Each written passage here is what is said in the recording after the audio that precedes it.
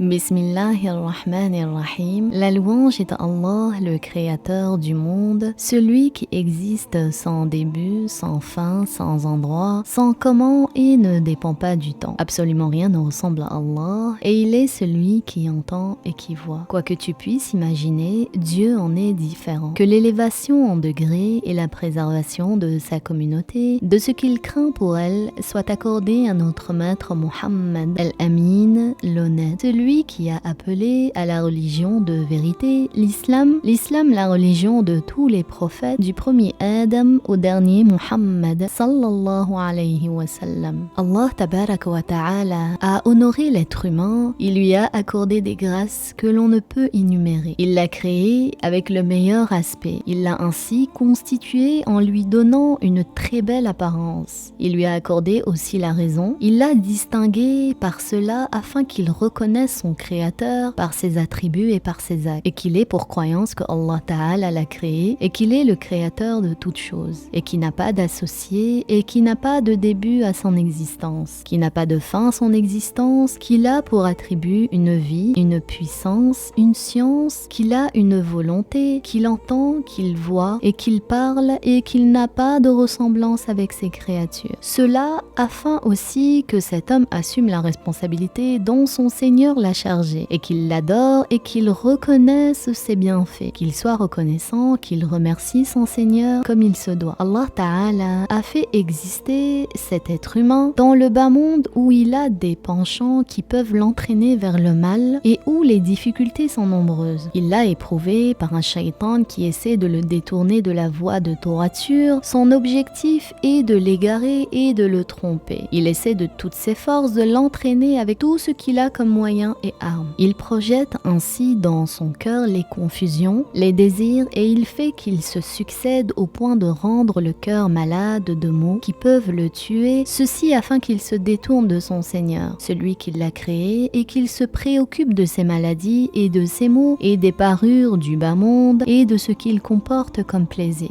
La préservation des cœurs de toutes ces maladies, la guérison des cœurs de tous ces maux, c'est par la guidée créée par leur créateur. Celui qui sait tout au sujet de ces cœurs. Il n'y a de voie pour garantir la bonne santé si ce n'est à travers les messagers que Dieu les honore et les élève en degrés, car c'est par eux que l'on peut réparer les cœurs. Le remède pour les cœurs, c'est de connaître son Seigneur par ses noms, ses attributs et ses actes, ses ordres, et que le cœur arrive à préférer l'agrément de son Seigneur, à éviter ce qu'il a interdit et ce qu'il fait mériter son châtiment. Il n'y a pas d'autre voie pour apprendre cela et connaître ce qui fait gagner l'agrément de Allah et de connaître ce qui fait mériter sa punition. Il n'y a pas d'autre voie pour connaître ce qui sauve dans l'au-delà et ce qui mène à la perte si ce n'est par l'intermédiaire des messagers qui transmettent la révélation de la part de Allah. Car la raison à elle ne peut nous permettre de nous passer des prophètes. La raison ne peut connaître cela indépendamment. Les créatures ont donc besoin des prophètes et des messagers. C'est un besoin nécessaire et Allah a accordé beaucoup de bienfaits aux créatures en nous faisant la grâce d'envoyer ses messagers et ses prophètes qui indiquent la voie qui les mène à leur sauvegarde, leur bonheur et leur réussite dans le bas monde et dans l'au-delà. Les prophètes sont les meilleurs des créatures de Allah Azza wa Jal. Il les a choisis et il sait ce qu'il choisit et il leur a accordé une grâce et un mérite par rapport aux autres créatures. Les prophètes sont les gens qui ont le plus de science, qui ont le plus de piété, qui ont le plus d'indulgence, de patience, de miséricorde. Ils sont les meilleurs des gens. Allah Ta'ala leur a accordé spécifiquement le statut de prophète par sa grâce et sa miséricorde. Ce n'est pas un statut qu'ils ont acquis par une action de leur part qui leur aurait fait mériter cela. Car notre Seigneur choisit et accorde sa miséricorde à qui il veut et il n'a aucun devoir. Rien n'est obligatoire pour lui, subhanah. Allah Ta'ala les a préservés de ce qui n'est pas digne du statut de celui qui reçoit une telle mission. Il les a guidés vers le bien et les a préservés des défauts. Ce sont les imams et les guides. Le prophète est un homme qui reçoit la révélation de la part de Allah pour suivre la loi, c'est-à-dire un ensemble de jugements, et qu'il a reçu l'ordre de transmettre à son peuple. Quant au prophète messager, c'est un prophète à qui Allah révèle une nouvelle loi qu'il lui a ordonné de transmettre transmettre à sa communauté. Chaque messager est également prophète, mais ce n'est pas tout prophète qui est messager. Chacun des prophètes messagers et des prophètes non messagers a reçu l'ordre de transmettre à son peuple ce que Allah lui a révélé. Allah tabaraka wa ta'ala dit ce qui signifie: tous les gens étaient sur une seule religion, l'islam, et lorsqu'il y a eu divergence, Allah a envoyé les prophètes annonciateurs de bonnes nouvelles et avertisseurs d'un châtiment. Tous les prophètes ont donc été envoyés à leur peuple pour leur enseigner la religion. Ils ont annoncé la bonne nouvelle à celui qui croit en Dieu et en son messager et qui œuvre en bien, qu'il aura le paradis, et qu'ils ont averti ceux qui les démentaient contre le feu de l'enfer. Quant à ceux qui disent que le prophète, qui n'est pas messager, n'a pas reçu l'ordre de transmettre, cela n'est pas correct. Parmi les caractères les plus spécifiques du prophète, c'est de transmettre même si on lui porte atteinte, même s'il est combattu, tout comme cela a été annoncé par les imams des gens de science. Tous les prophètes depuis Adam, le premier d'entre eux, jusqu'au prophète Muhammad, le dernier d'entre eux, sallallahu alayhi wa sallam, étaient musulmans. Ils ont appelé les gens à l'islam. Preuve en est la parole de Allah, ce qui signifie: celui qui suit une autre religion que l'islam, elle ne sera pas acceptée de lui, et dans l'au-delà, il sera au nombre des perdants. C'est-à-dire que tous ceux qui ont suivi une autre religion que l'islam, cette religion ne sera pas acceptée d'eux. Et au jour du jugement, ils seront perdants. Noé était musulman. Il a appelé à l'islam. Ibrahim, Abraham était musulman. Il a appelé à l'islam. Yaqub, Jacob était musulman. Il a appelé ses fils et son peuple à l'islam. Moussa, Moïse était musulman. Il a appelé son peuple à l'islam. Isa, Jésus était musulman. Il a appelé son peuple à l'islam. Quant à ceux qui est parvenu à propos de notre maître Muhammad sallallahu alayhi wa sallam, ce qui signifie: dit, certes ma prière, mes actes d'adoration, ma vie et ma mort appartiennent à Allah, le Seigneur des mondes. Il n'a pas d'associé, c'est de cela dont j'ai reçu l'ordre et je suis le premier des musulmans. C'est-à-dire au moment où il a reçu sa mission de prophète, car il n'y avait pas sur terre à ce moment-là d'autres musulmans que lui parmi les hommes. Et le prophète, selon ce qu'a rapporté Al-Hakim dans Al-Mustadrak, a dit ce qui signifie: les prophètes sont comme des frères d'un même père. Leurs mères sont différentes et leur religion est la même, à savoir l'islam.